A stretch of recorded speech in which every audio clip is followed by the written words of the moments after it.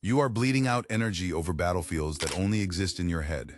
Every night, you lie awake staring at the ceiling, letting your mind invent catastrophes, replaying conversations that haven't happened, and bracing for impacts that will never come. You're exhausting yourself fighting ghosts. This endless loop of anxiety is not a life sentence. It is just a mechanical error in how you process reality. Your mind has been hijacked by a survival mechanism that no longer serves you. Today, we are going to dismantle that mental trap entirely. You're going to learn how to surgically remove the anxiety from your daily life, reclaim your inner quiet, and become absolutely unbreakable, regardless of what is happening around you. Let us be completely honest about what is hurting you. The vast majority of your suffering does not exist in the physical world. It exists purely in that relentless voice inside your skull that takes a minor inconvenience and inflates it into an absolute disaster before you can even take a breath. You're letting your internal narrator ruin your peace. The reality is that events themselves are completely neutral. They carry no malice, no hidden agenda, and no dramatic weight. They simply are what they are. But your untrained mind immediately slaps a thick layer of fear, judgment, and harsh interpretations right on top of those neutral facts. That heavy, suffocating layer is what actually causes your pain. Think about a time you sent an important message and received nothing but silence for hours. The only factual event was a lack of a digital response. Yet your brain spiraled into chaos, convincing you that you were being ignored, rejected, or secretly hated by the person on the other end. You did not lose sleep over a quiet phone. You lost sleep over the toxic fiction you wrote about that quiet phone. The next time you feel that familiar knot of panic rising in your chest, you need to forcefully pause and strip away all the adjectives. Look at the raw data. If someone criticized you, the only truth is that words were spoken. The idea that you're a failure is entirely your own invention. Cut away the excess drama. Keep only what is real, and the threat will instantly vanish. Understanding how to separate facts from your own exaggerated fiction is a massive step, but it is not enough on its own. You can fully realize that you're overreacting, perfectly aware that your mind is spinning out of control, and still find yourself completely unable to stop the downward spiral. The core issue here is not just how you're interpreting the events around you, but exactly where you are choosing to invest your limited daily reserve of mental and emotional energy. The reason you feel so chronically drained has nothing to do with how hard you work at your job. You're exhausted because you're constantly trying to push down a concrete wall with your bare hands, fighting battles that are mathematically impossible for you to win. To fix this, you must radically divide your entire universe into just two categories. The first category holds everything you actually control: your preparation, your effort, your attitude, and your immediate actions.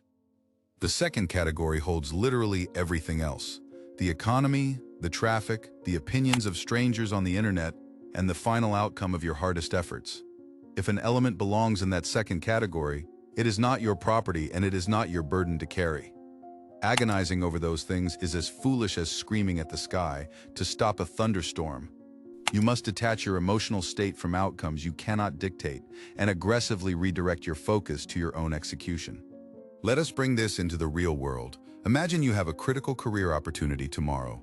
Most people will spend the entire night beforehand violently destroying their own confidence. They obsess over whether the interviewers will like them, if someone else is more qualified, or if they will stumble over a question. They arrive the next morning completely depleted, hollowed out by desperately trying to solve an equation that is entirely out of their hands and minds. The unbreakable mind approaches this entirely differently. It focuses solely on arriving fully rested, speaking with absolute honesty, and delivering the highest quality of preparation possible. The final decision made by the people across the table belongs entirely to them. It is not yours to control.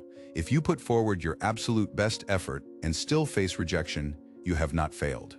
Your objective was personal excellence, not the impossible manipulation of another human being's mind. This fundamental shift is the dividing line between living in a state of quiet power and living in a constant, agonizing war with reality.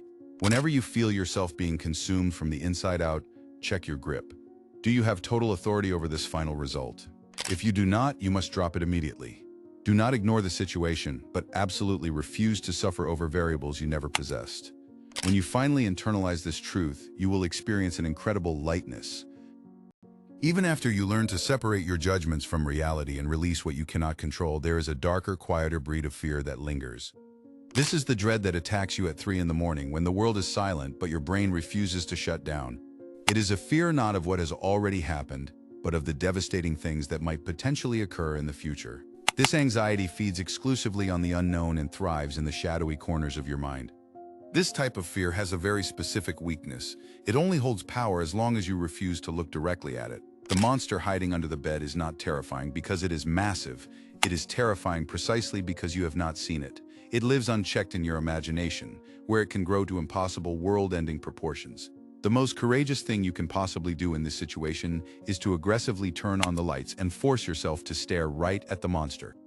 You must intentionally meditate on the absolute worst-case scenario. When people first hear this concept, they think it sounds like pure masochism. They assume that visualizing disaster will somehow attract bad luck or make them surrender to despair prematurely. But the truth is exactly the opposite. You're not dwelling on the dark to make yourself suffer. You're stepping into the dark to train your mind. You're preparing your psychological immune system for the harshest winters of life. Think about the exact scenario that is currently causing you the most panic. Maybe it is losing your income, watching a relationship crumble, or seeing a massive project end in total humiliation. Do not look away. Close your eyes and visualize that disaster in vivid, excruciating detail. Put yourself directly inside that feared moment as if it has already become your unavoidable reality. Feel the weight of the collapse. Now look around inside that mental simulation and ask yourself what remains. You will notice that you're still breathing, you're still the sole owner of your choices, and your character is still fully intact. If you lose your job, you still have your capable hands, your sharp intellect, and the unshakable knowledge that you have rebuilt from scratch before. If you face brutal rejection, your fundamental worth as a human being does not decrease by a single fraction. If you find yourself completely isolated, you will simply learn to become your own impenetrable fortress. When you mentally walk through the fire and realize that you emerge on the other side still standing, your entire dynamic with fear fundamentally alters. The anxiety does not instantly vanish, but it loses its paralyzing grip because it is no longer an uncharted threat. You have already looked it in the eye and survived the simulation. You build a profound, unshakable confidence that does not rely on things going smoothly, but on the absolute certainty that you can handle it when they do not.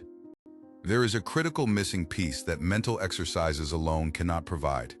You can perfectly understand how to detach from external outcomes, and you can visualize the darkest futures without blinking. But if your physical body and your nervous system have never experienced actual, tangible friction, all of this profound wisdom remains strictly theoretical. And theoretical resilience will violently collapse the moment your life gets genuinely ugly and throws a real punch directly at your jaw.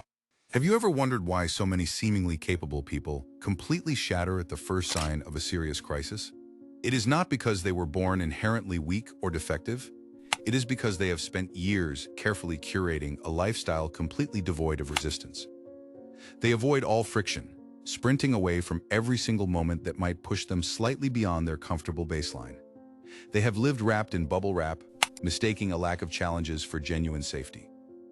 When a real catastrophe eventually arrives, and it always does, they reach deep inside themselves and find absolutely nothing to respond with.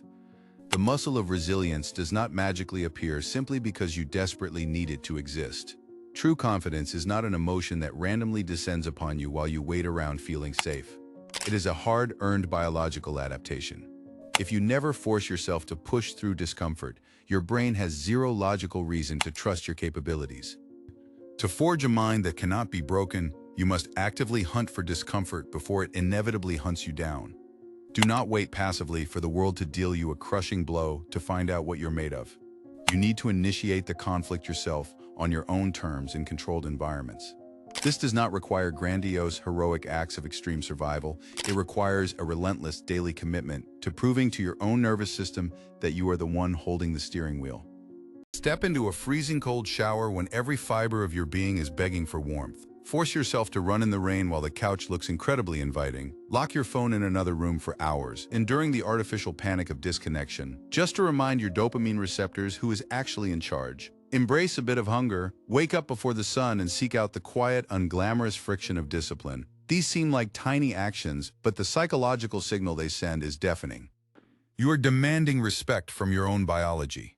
You're stating clearly that your deep-seated values govern your life, not your fleeting impulses or your pathetic craving for convenience.